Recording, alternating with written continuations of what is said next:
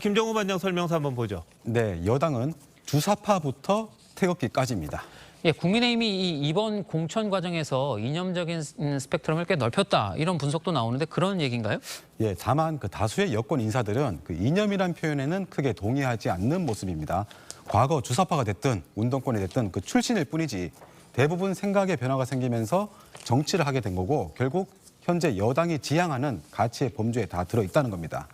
여기 보면 그 대표적으로 이제 거의 뭐 반미 투사로 불렸던 인사부터 시작해서 또 NL 출신의 한 청년 출신의 거기다가 심지어 이재명 대표의 운동권 멘토로 알려진 인물까지 모두 국민의힘의 공천을 받았지만 꽤 오랜 시간 기존 운동권이나 주사파를 비판하는 목소리를 내왔기 때문에 과거 김문수, 이재호, 하태경 등 소위 전향한 정치인들처럼 현 여권에 비슷하게 녹아들 거란 전망도 있습니다.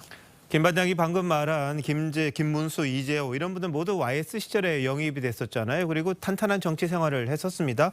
그런 점에서 좀 비슷하다고 볼 수 있나요? 네, 그 1996년 15대 총선 당시 그 영입 사례였습니다. 근데 중량감에서는 다소 차이가 있긴 하지만 영입 인사의 이념적 스펙트럼의 그 다양성에선 유사점이 있습니다.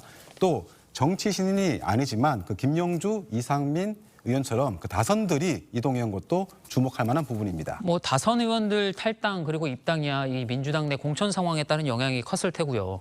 예, 근데 공천 결과를 보니까 이 앞에서 봤던 인사들과는 조금 대척점에 있다라고 볼 수 있는 인사들도 꽤 있는 것 같네요. 예, 그래서 또 한번 보겠습니다. 그 박근혜 전 대통령의 변호인이었던 유영하 도태우 변호사가 단수 공천 또는 경선으로 승리해서 후보가 됐고요.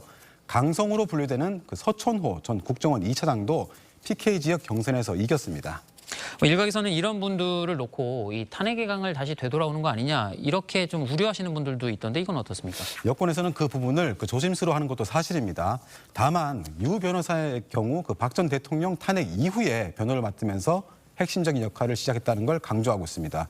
오히려 여권에서는 최경환, 김무성, 유승민 이 세 사람을 공천했을 경우 탄핵 논쟁이 다시 불거질 수 있다는 우려가 있었다고 합니다. 저도 앞에서 말씀드렸지만 이 선거 전략상 사실 외연 확장이라는 게 분명히 도움이 되는 건 사실입니다. 그런데 이제 이 뚜렷한 정체성 대신에 이 그냥 이합집산식으로 흘러가게 되면 오히려 뭐 역효과가 날 수도 있는 거 아닌가요? 예, 그 서반장 지적대로 그런 우려도 있긴 합니다. 지금이야 총선을 코앞에 두고 있기 때문에 의견차가 있더라도 말을 안 하고 넘어가겠지만 총선 이후엔 개개인의 생각과 판단에 따라서 정치적 목소리를 낼 가능성이 큽니다. 그럴 경우 이처럼 넓은 스펙트럼이 오히려 당내 갈등 요소로 작용할 수도 있습니다.